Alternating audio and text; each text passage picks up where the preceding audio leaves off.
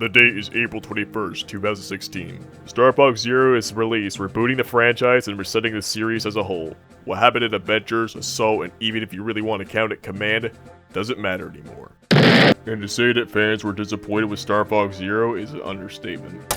Know your fucking place, trash! Wacky controls that you're looking at two screens at once. If you wanted to fly accurately, you had to look at your TV screen, but if you wanted to aim accurately, you had to look at your Wii U gamepad. You had to shoehorn motion control aiming, and just having to look at two screens at once was everybody's major complaint about this game.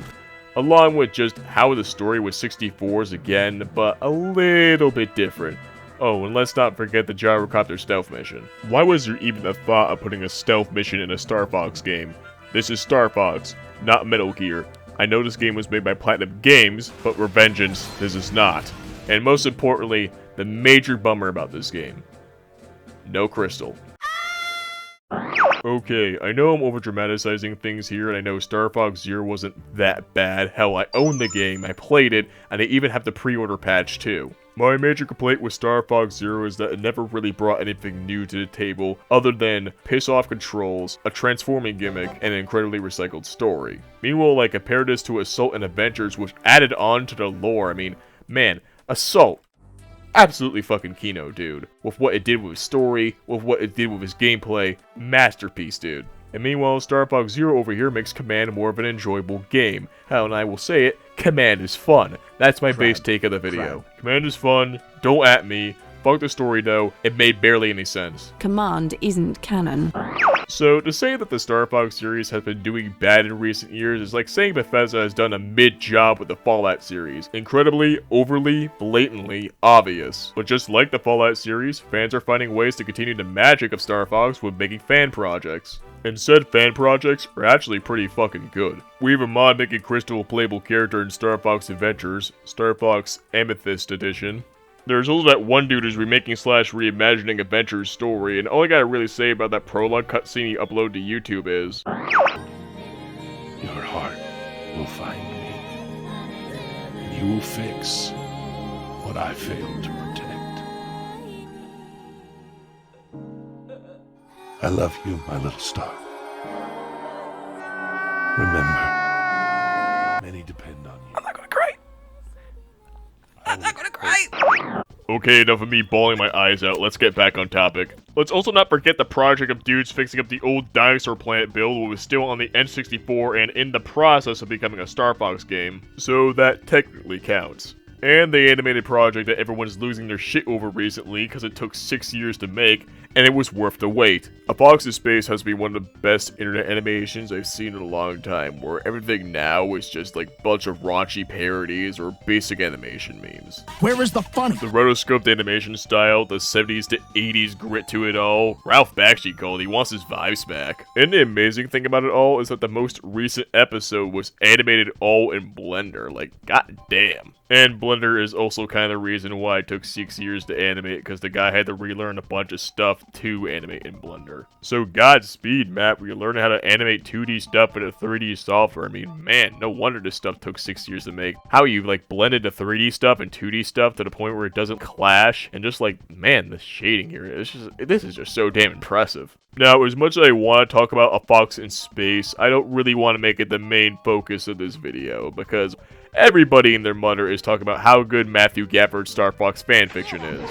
I mean, there's videos out there already going in-depth about how Matthew made his series and all the loopholes he had to do to get, like, Nintendo's ninjas off his bags, etc, patata patata. I mean, I can't really say anything new about Afoxinspace, because then I'd just be regurgitating others' opinions and sounding like Saberspark's video on Has Been Hotel. Nothing but sucking Matthew off. I mean, I can't really add any criticisms to this shit, I just think it's that good. It doesn't waste time with the characters, we have a good backstory with Fox and Wolf, and the main plot with James McCloud and Peppy Hare going to Venom is just amazing. And it adds a cool spin to the story of Star Fox, adding bits from the Super Nintendo and 64 canons, and from what I'm seeing from Matt's Twitch streams, a little bit of Assault too. But that'd be spoilers for episode 3, even though it's kinda obvious what Andros is referring to with what's on the other side of the black hole. But the real thing I want to talk about is a project that I've been following ever since I was in my early teens, and I still remember bugging the creator to put my shit-ass OCs into the game when I was like 13 or 14 years old. No! The real thing we gotta talk about here is Starfox Event Horizon. Target's locked. We're going in.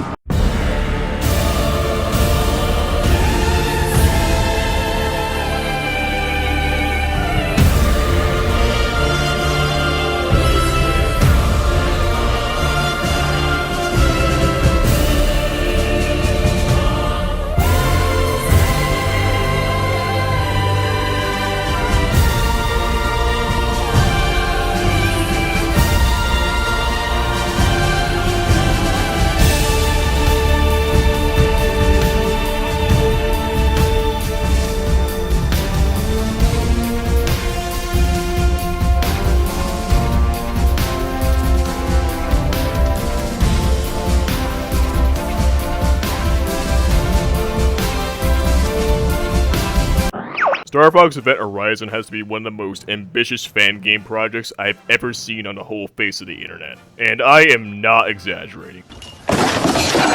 This game is a mod of Free Space 2, a game released in 1999, and this mod has been in development for about 8 years from what I can count, maybe even more, so that's some goddamn dedication. Especially with all the stuff that was added to make it feel more like Star Fox rather than Free Space 2. I want you guys just to look at this footage and see how much effort has been put into this project over the years.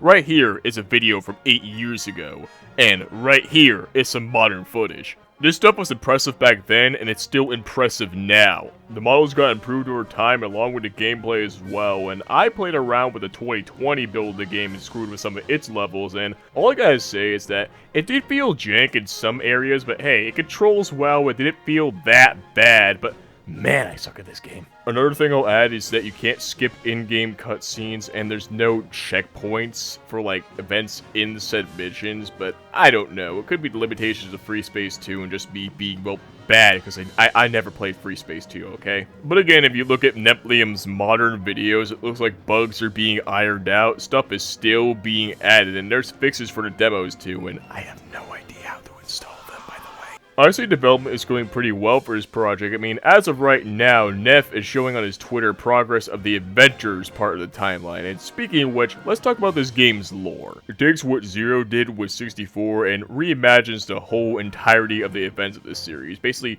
we're telling them in some bits, and then at the end, we're going to get some original stuff. And said original stuff is going to include the origins of crystal species, the Ceridians, also known as the blue British fox people that worship the Krazoa.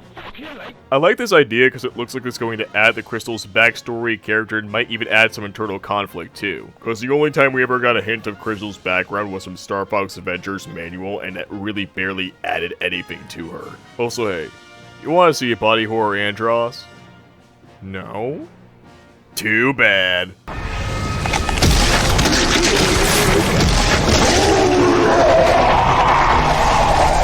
I bet this game is going to have an M rating when it's finished. I mean, this is the game where Crystal says, Wanker! Also, I gotta ask the question. Does a fox say fuck in space? Actually, I have a lot of questions. And here's some of them right now. Are the events of command going to happen in full? Because we do have an angler pilot, and that makes me kinda worry because, man, adapting a command story is going to be a fucking pain in the ass. Especially when it has multiple stories to work with.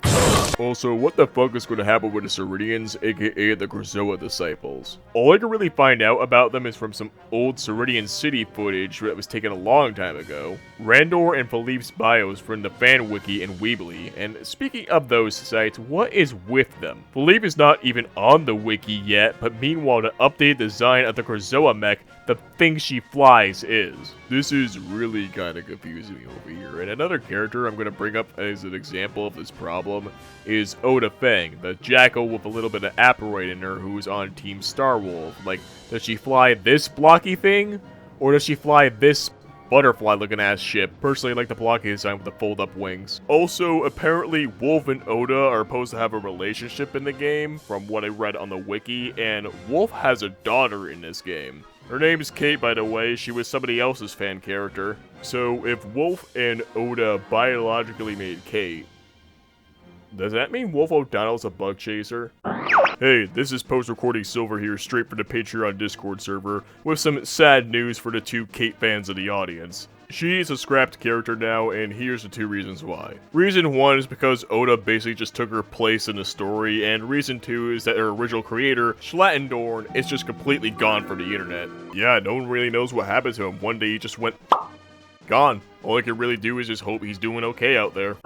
Okay, let's get back on topic. I also would like to know a little bit more about the Krazoa disciples and what's their deal. I know I'm repeating myself from earlier, but I'm really invested with this faction. They really give me this pseudo 40k vibe, but instead of like the Imperium of Mankind's gritty, militaristic, space Catholic aesthetics, the Serenians have this more magic and mystical vibe to it, which is obvious, but this also Norse design aesthetic? Bruh, I don't know. Look, the only thing I can really go off of is like 3 vehicle designs, 2 characters for like clothing and armor, and an old ruined city that I'm betting my ass is gonna look different in the final game. Can I see some like cannon fodder, soldier designs, civilians, buildings, vehicles, etc.? I mean, I'm probably asking for stuff that doesn't even exist yet, but still, this is fucking beautiful.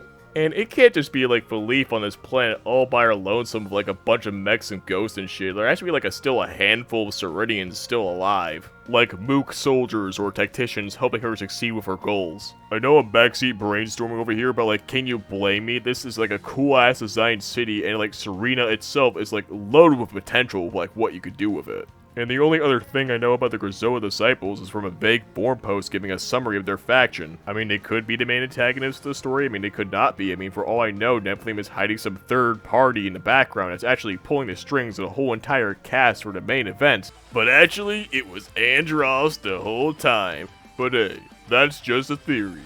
A game!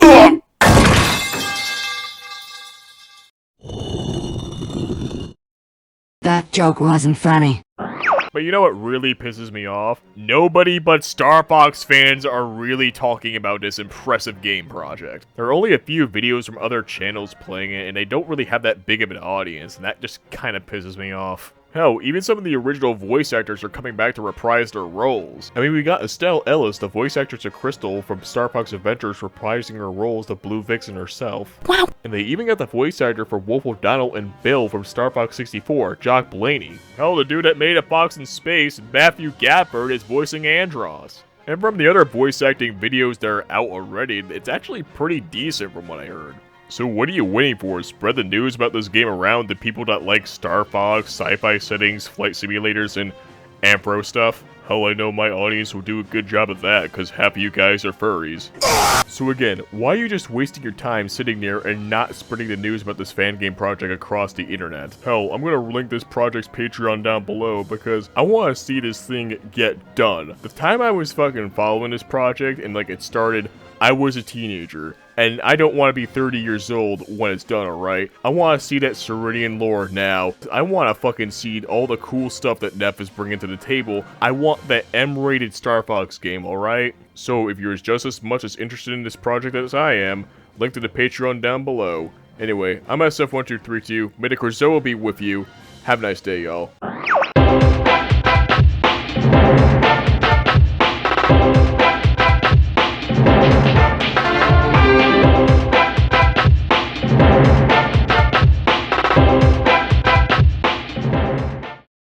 We're like my snake is yelling out shit or Miss Master of a new keeps neither or soul. And I snake leader, Drake neither or surround. I can